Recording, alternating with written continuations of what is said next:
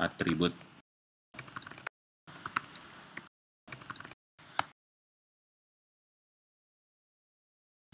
Assalamualaikum warahmatullahi wabarakatuh.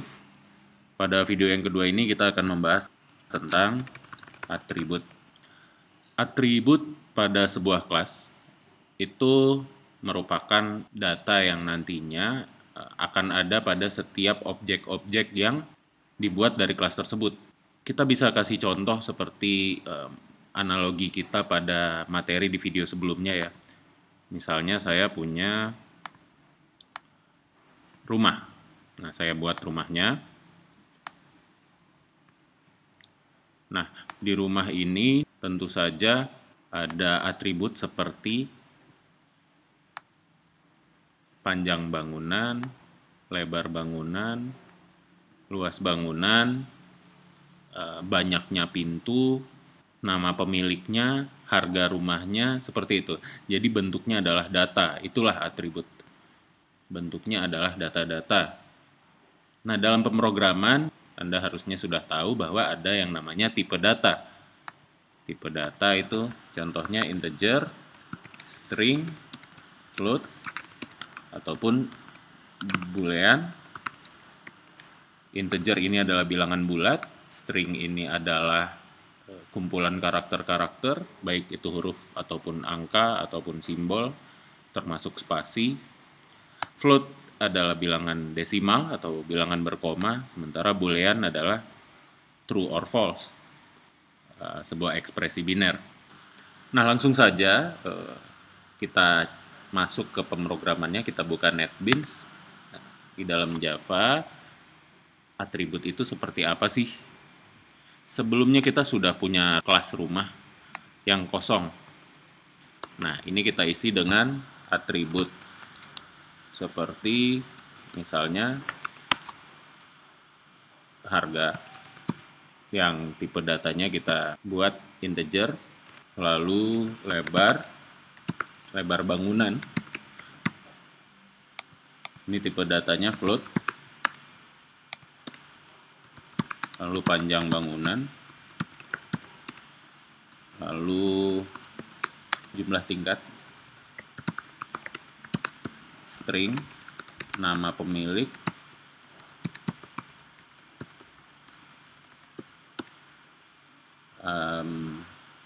ini ada error karena belum dikasih titik koma ya.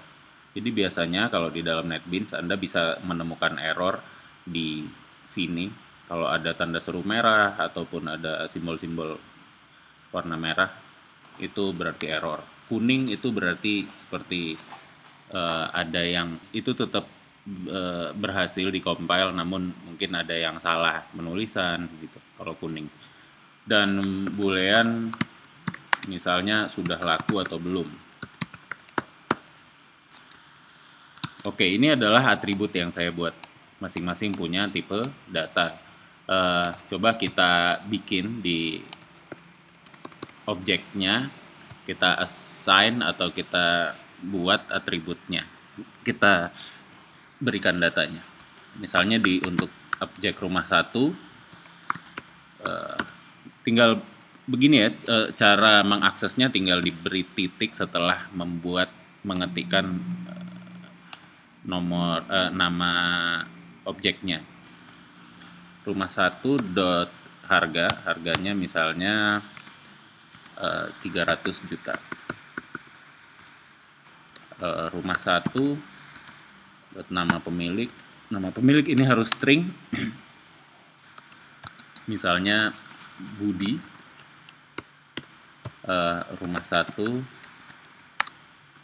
panjang bangunan adalah 20,0 F.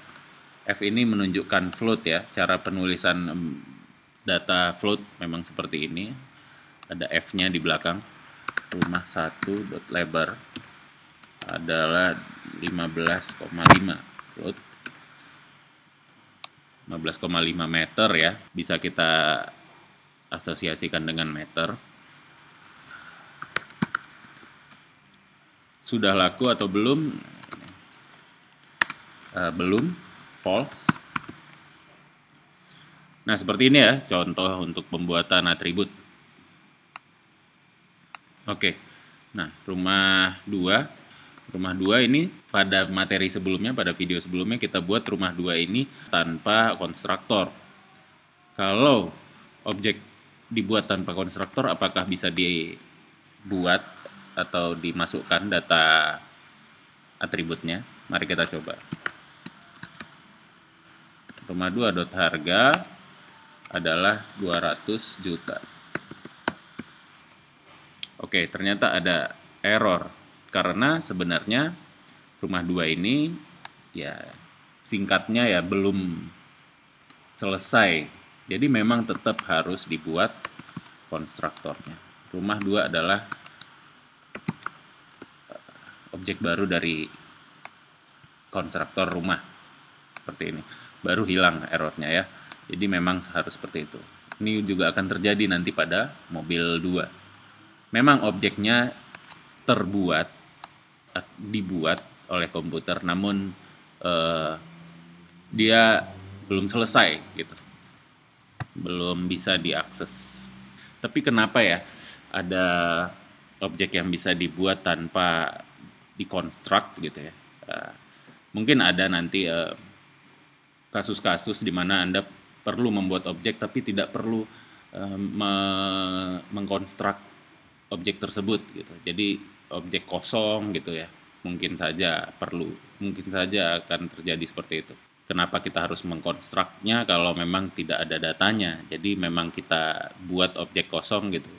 Misalnya ada kasus Anda harus membuat objek kosong, bisa membuat objek tanpa konstruktor seperti itu.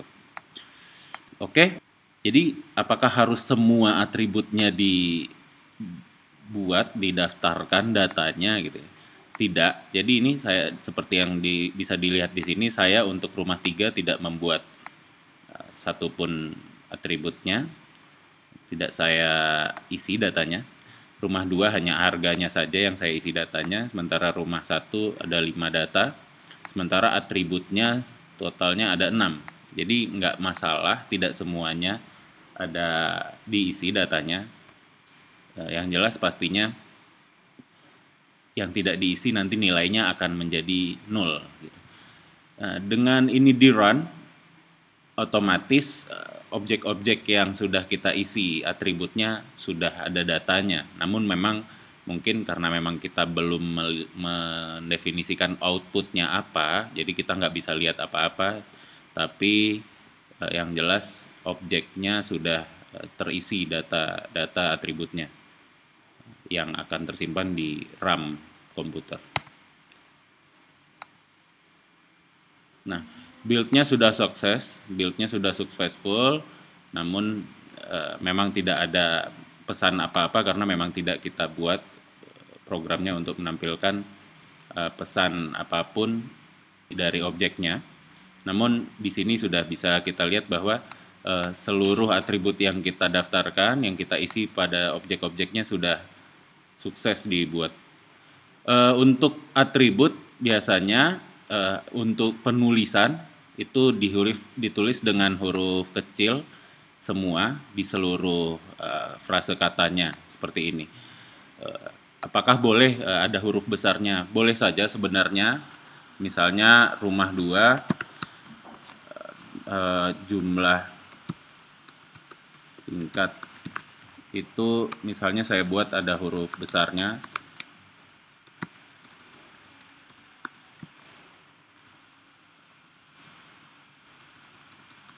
Itu boleh saja. Misalnya di rumah